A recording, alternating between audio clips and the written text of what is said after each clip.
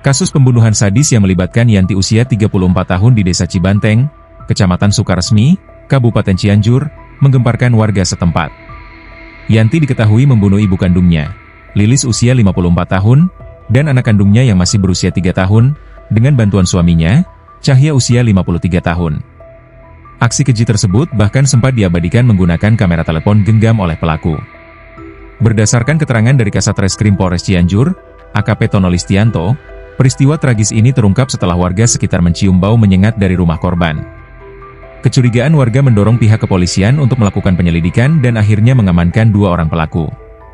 Tono menjelaskan bahwa dalam proses penyelidikan, pihaknya menemukan sejumlah barang bukti di lokasi kejadian, di antaranya gunting, pisau, dan telepon genggam yang digunakan pelaku untuk mendokumentasikan aksi pembunuhan dan mutilasi.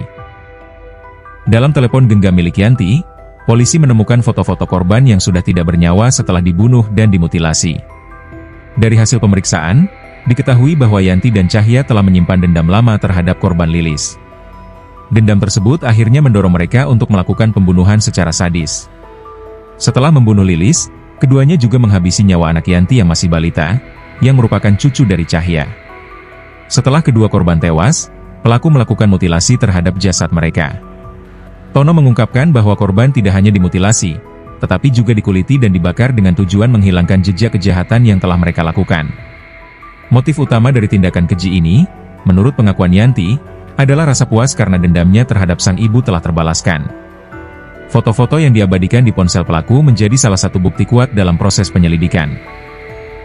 Polisi menjerat Yanti dan Cahya dengan pasal 44 Undang-Undang Nomor 23 Tahun 2004 tentang penghapusan kekerasan dalam rumah tangga, KDRT, subsidiar pasal 80 Undang-Undang Nomor 35 Tahun 2014 tentang perlindungan anak, serta pasal 340 KUHP tentang pembunuhan berencana.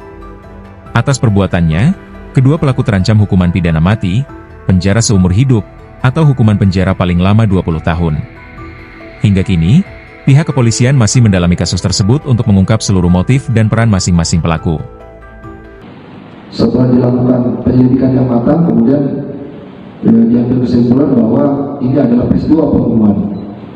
Dan tentunya kita melakukan penangkapan terhadap saudara Yanti Rustini dan saudara Cahya sebagai pelaku di dalam pembunuhan berencana tersebut.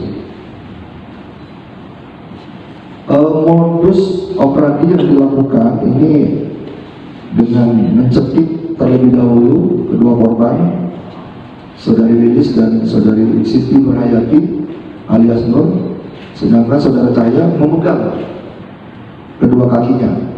Yang selanjutnya, perhiasan yang digunakan korban Lilis ini merupakan ibu kandung dari pelaku atau tersangka. Diambil perhiasannya dan dijual. Kemudian juga untuk anak yang berumur 3 tahun.